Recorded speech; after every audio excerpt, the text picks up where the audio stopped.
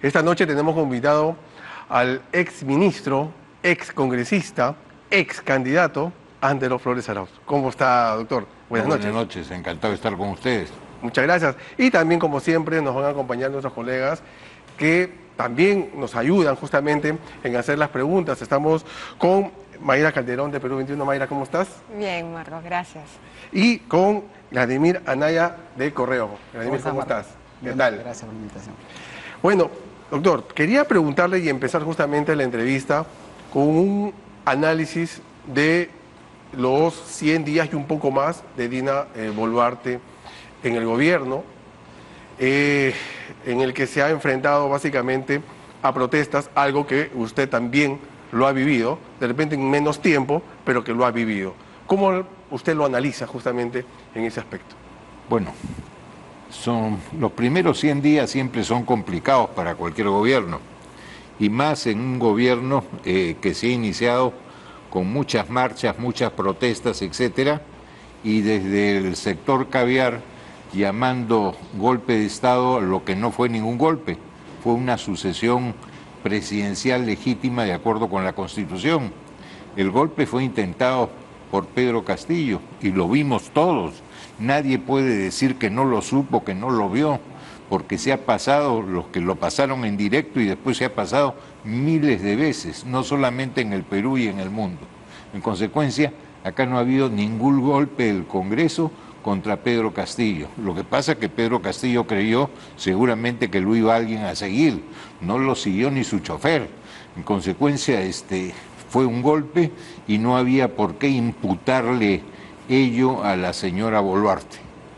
Su posición es muy difícil también, porque sabe perfectamente que habían que enfrentar las protestas, que estábamos de salida de un gobierno que hizo destrozos, del cual ella participó. Ella fue ministro en todo el tiempo, salvo en el último mes. Pero sabía perfectamente que para sacar al país adelante tenían que olvidarse de la línea conductual del gobierno del que formó parte con Castillo y hacer lo que corresponde hacer, darle las facilidades a las empresas para que creen trabajo, destrabar una serie de obras, en fin, las cosas que cualquier persona con dos dedos de frente haría. Pero qué difícil es venir de un gobierno absolutamente de izquierda, formar parte de él y saber que tiene que tener otra visión para sacar al país adelante. Entonces estaba entre cuál era su historia y su origen y cuál era su devenir hacia adelante. Y con una, además, cosa que nos sorprendió gratamente a muchas personas, yo lo digo con toda claridad, el buen Consejo de Ministros. Por lo general, ministros con buena trayectoria, con buen conocimiento, algunos muy destacados, por cierto, como el de Educación, que dice las cosas claras y no tiene ningún temor a esconderlas, las cartas sobre la mesa y para adelante. Es un gabinete bastante responsable.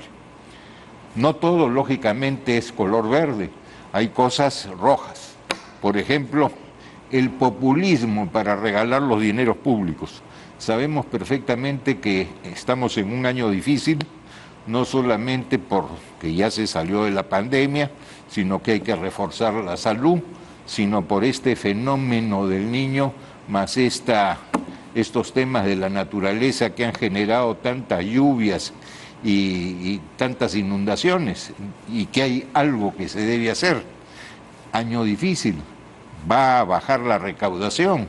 Si una serie de empresas tienen trastornos, si una serie de empresas, sus instalaciones se han inundado, evidentemente no van a tener producción, no van a tener ventas y el Estado no va a recaudar. Entonces debería haber por lo menos un plan de austeridad. No lo veo. Están como si todo fuera color de rosa, regalando los pocos impuestos que van a entrar. Quería preguntar... Y lo segundo, sí, si me permites, sí, es el tema del poco respaldo a Fuerzas Armadas y a la policía. La policía y las Fuerzas Armadas tienen una obligación constitucional de resguardar el orden público o recuperarlo en caso de ser afectado. Y para ello no pueden estar desarmados. Eso es exposición de persona a peligro e incluso un delito. Viendo por su experiencia, claro, en el caso de ustedes hubo 2 fallecidos en protestas. En el caso de Dina Boluarte están habiendo 60 o más de 60 muertos. ¿Cuál es el consejo? En todo caso, ¿cree usted que Dina Boluarte tendrá que ser también investigada, tendrá que ser juzgada por estas muertes? Todo el mundo puede ser juzgado, pero primero investigado. Pero ¿en dónde está, por favor, la comisión o la perpetración de delito? La Fuerza Armada y la policía tienen que resguardar el orden público y si son atacados tienen que reaccionar. Y eso no significa que se hayan dado órdenes para que no se respeten los derechos humanos. Los derechos humanos son universales. Tantos derechos humanos tenemos los 4 que estamos acá, que somos civiles, como que también lo tienen las Fuerzas Armadas y la policía. Es la misma lógica entonces que lo que ocurrió con el gobierno de ustedes, con el de Dina. Pero por supuesto. Ahora, que haya ciertos casos en que haya podido haber excesos, pueden haberlo, pero esos son responsabilidades individuales, pero no institucionales. Para algunos, el gobierno de Dina Boluarte se tendría que sostener en base a un refresh, a refrescar la presidencia del Consejo de Ministros, porque ella lleva una mochila muy pesada que son los más de 60 muertos. ¿Usted lo cree así? Miren, yo no creo en esas mochilas pesadas. Muertos pueden haber siempre. Cuando hay estado de emergencia, la gente no cumple con el estado de emergencia, que tiene una suspensión del derecho de reunión y se zurran en eso, la policía tiene que poner orden. Y si atacan a la policía, hieren a policías, ¿qué te digo? Incendian patrulleros y portatropas, etcétera, y la policía tiene que estar tranquilita sin hacer nada y luchar a pañuelazos. No, pues, no pueden mandar a la policía en la forma que lo están haciendo, desarmados. La policía tiene que estar suficientemente armada porque no sabe además a qué se va a enfrentar.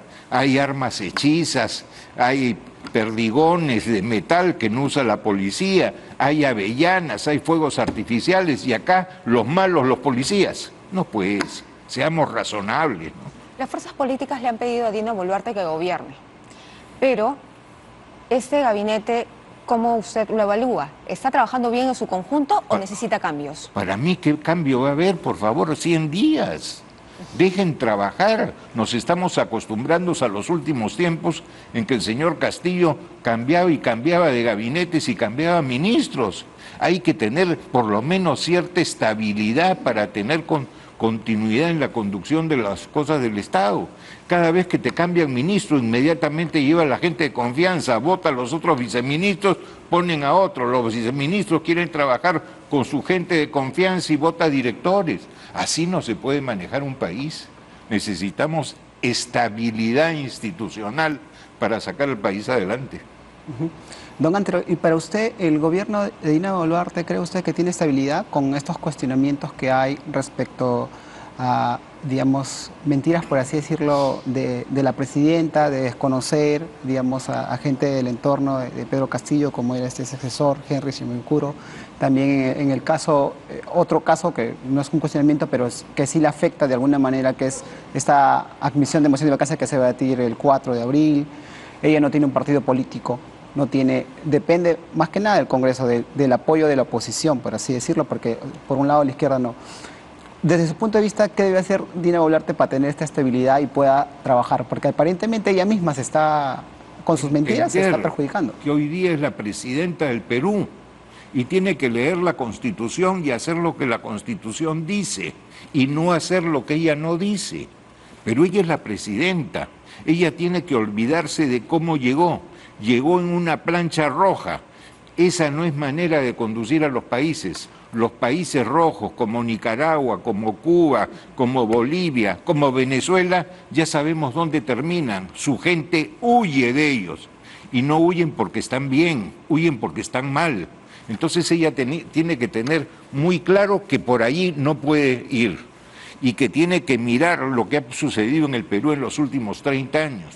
En los últimos 30 años el Perú se ha ido desarrollando, se ha reducido la pobreza, hay más clase media. Bueno, vino la pandemia y ya sabemos lo que pasó, pero normalmente ha estado funcionando y la proyección te decía que la clase pobre iba a seguir reduciéndose, sobre todo la pobreza extrema.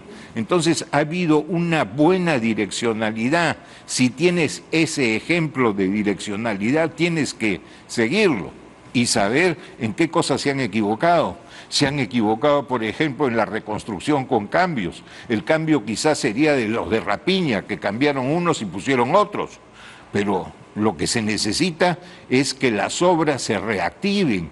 Hay infinidad de obras públicas que están sin terminar. ¿Por qué no se puede hacer un parteaguas? Lo que no se ha terminado, que sigan los procesos, los juicios, lo que quieran, incluso los arbitrajes. Pero partimos acá y lo que no se ha terminado y no lo ha hecho este contratista tendrá que hacerlo el siguiente, el que siguió en el concurso en el que el anterior ganó licitación, pero no podemos seguir con obras paralizadas que cuestan muchísimo más su reactivación, porque tienes hasta material en cancha, que tienes que protegerlo, que tienes que custodiarlo, que se malogra. No puede seguir en este plan de seguir con más instituciones. Oigan, se hizo reconstrucción con cambios, se asignaron obligaciones, se asignaron responsabilidades, se asignó dinero, pero la gente que antes hacía esa labor siguió en los ministerios. Hemos duplicado personal y ahora vamos a triplicarlo quizás con esta nueva entidad que se quiere hacer. Es de locos. Dejemos hacer a los que tienen realmente expertise. Por ejemplo, en obras de lo que son saneamiento, etcétera, lo tiene vivienda. En obras de construcción de colegios lo tiene el Ministerio de Educación. ¿Por qué tener que crear más y más entidades en las que se van sobre todo gastos corrientes en personal y no en obra? ¿Y usted cree que ese gobierno está preparado para poder hacer eso? Para poder hacer esos cambios que el país necesita, porque digamos, es un gobierno, por así decirlo, como ejemplo, de bomberos, ¿no? Porque hay un incendio, tiene que ir, hay esto y tiene que ir, pero no es una presidenta que, digamos, que tiene un plan de gobierno, porque obviamente el de Pedro Castillo no lo va a hacer. Tiene que hacer las dos cosas. Tiene que hacer las cosas de emergencia, de urgencia, pero también tiene que tener cosas básicas, destrabar la economía, quitar una serie de trámites que son absurdos y ayudar al Congreso a hacer algunos cambios en la legislación electoral para no tener estas camisas de fuerza que han habido en el 2021 y olvidarnos un poco de esta pretensión y presión que hay para cambio de tiempo de este periodo de la señora Boluarte, que de acuerdo a ley, de acuerdo con la Constitución, es hasta el 28 de julio del 2026, pero si se reduce, lo que vamos a tener, si hay un periodo de ella reducido y vamos a nuevas elecciones, no hay tiempo que los partidos que están en proceso o de reconstrucción, reoficialización, reinscripción o nuevos con para inscribirse, alcancen sus objetivos. No hay tiempo. Tienen que haber además ciertas reformas legales. ¿Podemos seguir con un plan en que los parlamentarios no sean reelegidos? Nos encontramos de nuevo con un colegio en que hay alumnos pero no hay profesores. ¿Vamos a repetir eso? Por eso se requiere un tiempo. Si vamos a la locura de adelantar todo, lo que vamos a hacer es repetir 2021 y eso para el país sería terrorífico. ¿Pero llegará el 2026, Dina Boluarte? Ojalá, hay que ayudar a que llegue y ella tiene que ayudarse también a sí misma, no haciendo algunas cosas que serían nefastas para el país, ¿no?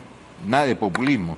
Claro, pero justamente lo que decía mis colegas es sobre estas investigaciones que ya le han abierto a la presidenta con respecto a esta donación de dinero del señor Chimamanda. Tiene que ser investigado, yo no digo que no sea investigado. Ya, pero eso podría ser una posibilidad para que el Congreso la vaque.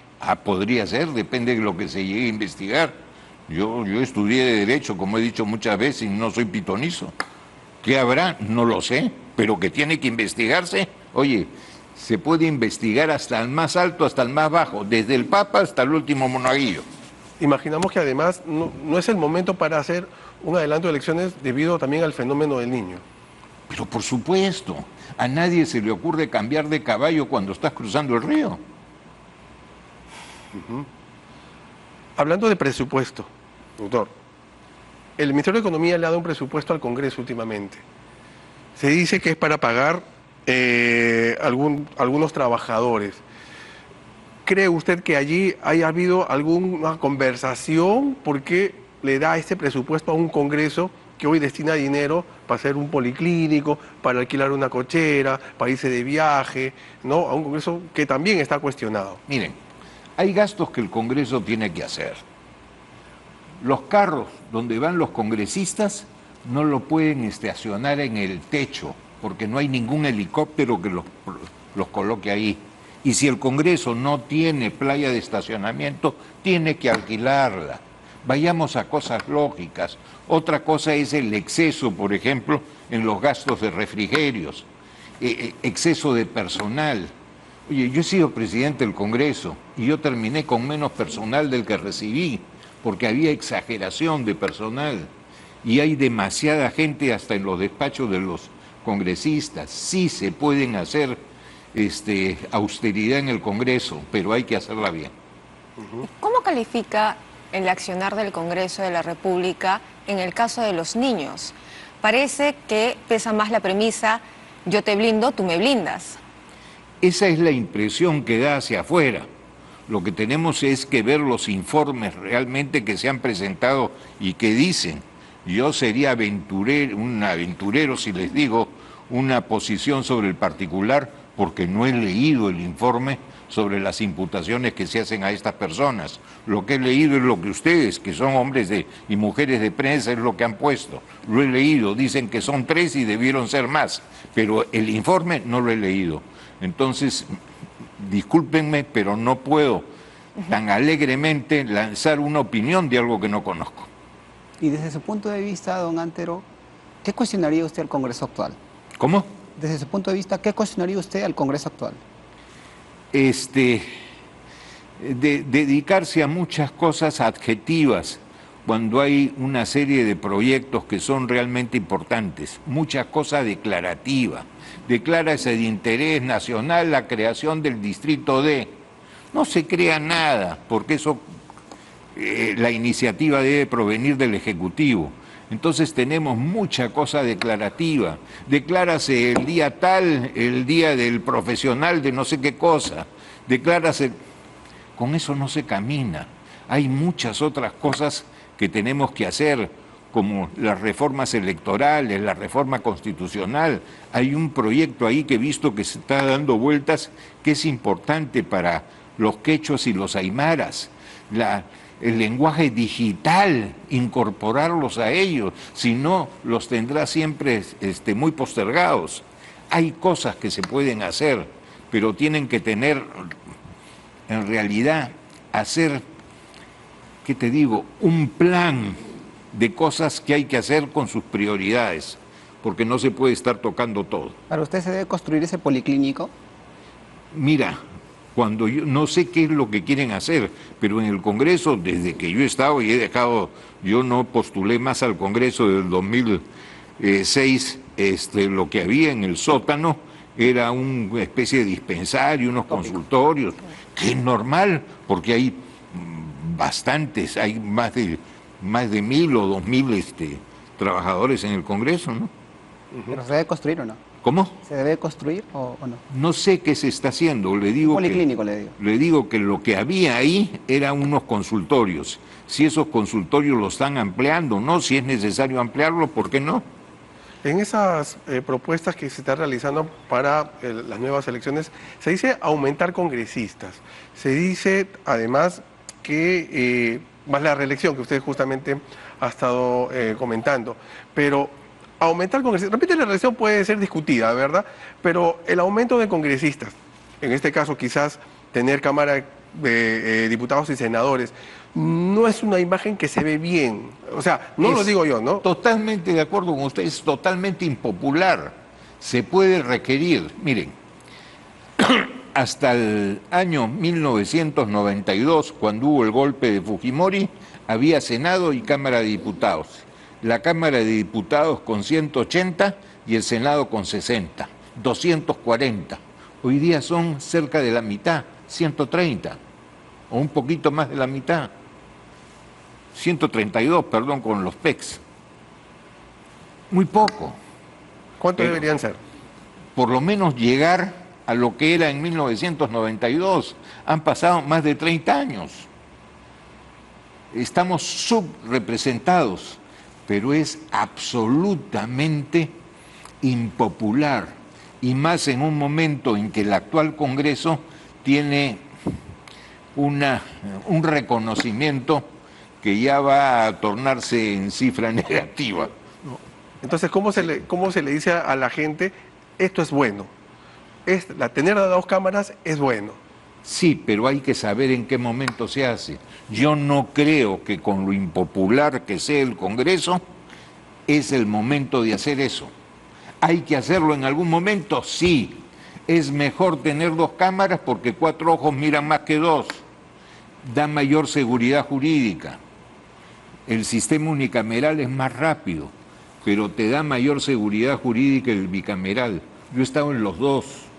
Al principio, cuando se cambió el al unicameral a bicameral, fui un poco seducido, porque mi primer proyecto fue cambiar el INTI al Nuevo Sol. Me demoró como un parto, 9 meses, ida, vuelta, etcétera. Entonces, con el cambio al sistema unicameral, confieso que me sedujo, pero se fue perdiendo en seguridad jurídica, con ciertos abusos en las votaciones. Se quiso eso componer con 2 votaciones cada proyecto, pero se dieron maña para poner en el reglamento que se podía la segunda votación ser exonerada. Estoy convencido que se requiere Senado, pero también estoy convencido que no es el momento. Perfecto. Y no es el momento, no solamente por la impopularidad del Congreso, sino también por lo que viene realizando durante el tiempo en este año y medio. Si vemos las reformas que se han querido hacer, por ejemplo, en educación, están las contrarreformas, entre otras cosas. No te he entendido. Digamos, si vamos a evaluar el accionar del Congreso de la República, no solamente es por la impopularidad o porque no le gusta a la gente, es por lo que ha venido haciendo durante el tiempo que ha sido elegido. Sin ninguna duda. La gente no se siente ha hecho su mérito para eso. No ha sido gratis. ¿Cuáles son para usted esas razones, las más importantes, por las cuales en estos momentos el Congreso tiene el 86% de desaprobación? Porque no ha actuado como debía actuar. Hay tal número de bancadas que ponerse de acuerdo es dificilísimo. Y bancadas que muchas de ellas totalmente en las antípodas. Es muy difícil manejar el Congreso, y yo veo que el pobre Pepe Williams tiene que hacer maravillas ahí sentado para conducir la sesión. Va a superar en paciencia al Santo Job. Don Antero, ¿y usted qué cambiaría, digamos, estos cambios que hubo sobre la semana de representación? Digamos, ahora los legisladores, si usted es elegido por Lima, puede hacer semana de representación en Trujillo, en Arequipa. Entiendo que la justificación parece que los congresistas representan a la nación, ¿no?, según la Constitución y todo, pero digamos, hay un abuso, por así decirlo, se ha pescado a varios congresistas que malusan este cambio que hubo en el reglamento para poder viajar a cumpleaños, para algunos incluso bucear o hacer otras actividades que no necesariamente son de representación y que contribuyen a ayudar un poco a su acercamiento con la población. ¿Usted recomendaría al presidente del Congreso, o si usted fuese, en su opinión, cambiaría, digamos, para que los congresistas ahora hagan la semana de representación en las regiones a las cuales fueran elegidos? Le voy a ser muy franco. Yo quitaría la semana de representación. Si bien los congresistas tienen la facultad de legislar, fiscalizar y representar, pues que representen el fin de semana y lo hagan con su plata. Si quieren ser reelegidos y si quieren estar cerca de los electores, pues que los vean, que los sientan. pero no tenemos por qué paralizar las labores del Congreso una semana cuando tenemos tantos proyectos que son urgentes y están ahí tirados. Yo me tiraría abajo la semana de representación. Ajá. En el plano internacional, ¿cómo ha visto la Cancillería? ¿Cómo ha actuado la Cancillería retirando a los embajadores de Colombia, en Colombia y en México? Un poco tímida. Yo hubiera hecho cosas más rápido si hubiera sido canciller y hubiera utilizado también al Congreso de la República. Hay lo que se llama también la diplomacia parlamentaria. Tienes las ligas de amistad parlamentarias del Perú con Colombia. Hacerlas funcionar. Si vas a una serie de eventos internacionales como fue la Unión Interparlamentaria, pues allí hacer conocer a todos los parlamentarios del mundo cuál es la verdadera situación del Perú. Para mí ha faltado coordinación entre la Cancillería y el Congreso para esto que estoy diciendo de la diplomacia parlamentaria. Y lo puedo decir con claridad porque lo hicimos. Yo me acuerdo que las relaciones con Chile estaban sumamente deterioradas y con Sergio Romero, presidente del Senado de Chile, hicimos una declaración conjunta de los dos parlamentos y las cosas comenzaron a solucionarse. Siempre hay eso. ¿Por qué no haberse reunido con los empresarios de Confiep, con los colegios profesionales, etcétera, y hacer grupos de gente representativa, de políticos ya retirados o que estén vigentes, etcétera, presidentes, decanos de colegios profesionales, rectores de la universidad, que pudieran haber salido a una serie de países para exponer cuál es la realidad del Perú? Es decir, a la par del retiro de los dos embajadores, se debió trabajar también Pero por supuesto, con los congresistas, los empresarios. con todos. ¿Por qué? Porque hay la sensación en el mundo de que ha habido abuso y que la señora Boluarte ha asumido por abuso del Congreso. Y no es así. No es santo de mi devoción porque entró en una plancha que no me gusta. Y no creo que a ninguno de los cuatro nos guste. Pero en fin, esa es la realidad. El Foro de, Entonces, el Foro de Madrid podría ayudar justamente en eso. está ayudando. ¿Cuáles son los planes del Foro de Madrid justamente con los que se anteponen en Puebla? En Puebla y en Sao Paulo se ha expresado. Miren, ha sido 2 días que ha habido las reuniones, yo he participado, por eso puedo decir con claridad lo que he visto. He visto a la gente muy comprometida en ayudar a la democracia peruana y eso se requiere, es otro escenario más, pero hay infinidad de escenarios que no lo estamos tocando. El retiro de un embajador no es rompimiento de relaciones, es bajar el nivel de embajada a encargado de negocios, pero las relaciones continúan y tienen que continuar porque hay cosas muchísimo más importantes. El tema comercial, por ejemplo, con Colombia, la frontera común, son 1.246 kilómetros aproximadamente de río Putumayo, en que el Perú tiene que tratar de aguantar que no bajen los de la FARC, que no van hacia el lado derecho, porque a Venezuela nadie entra, se sale. Y al otro lado Ecuador está muy fortificado, entonces venían hacia el Perú. Eso tiene que mantenerse, y si bien no habrá embajador, pero los comandantes generales de las instituciones armadas de ambos países tienen que seguir en contacto. Hay muchas cosas en común. Pertenecemos antes ambos países a la comunidad andina, estamos en el Parlamento andino, estamos en el Tribunal de Controversias andina. En fin, hay muchas otras cosas que tienen que mantenerse y llevarse a niveles apropiados, ¿no? ¿Y a qué conclusiones ha llegado el Foro Madrid en estos 2 días que ha habido estas Muy ponencias? sencillo, ha visto la realidad y no solamente ha estado reunido en 4 paredes, encerrado con los que piensan igual que ellos o parecido a ellos, sino que han salido y han conversado, han estado en colegios profesionales, se han reunido con bancadas parlamentarias, en fin, han estado dando sus vueltas y han visto cuál es la realidad del país y que acá no hubo ningún golpe contra Pedro Castillo, sino fue Pedro Castillo el que lo intentó, pero le salió mal a él. Gracias para el Perú. ¿Y usted considera que ellos deberían tener una influencia sobre los partidos políticos? ¿Cómo? ¿Considera que deberían tener influencia sobre los partidos políticos? No digo que lo tengan, pero ¿considera que deben tener? Como quizás el Foro de Sao Paulo lo hace con partidos de izquierda. Lo que tiene que haber es una buena relación y tienen que haber una serie de eventos en que puedas exponer las posiciones de los que queremos la democracia, los que queremos mantenerlo y queremos además de que sea una democracia eficiente. La democracia no solamente es depositar el voto de vez en cuando, sino también tener libertades, gozar de las libertades y desarrollar el país, ¿no?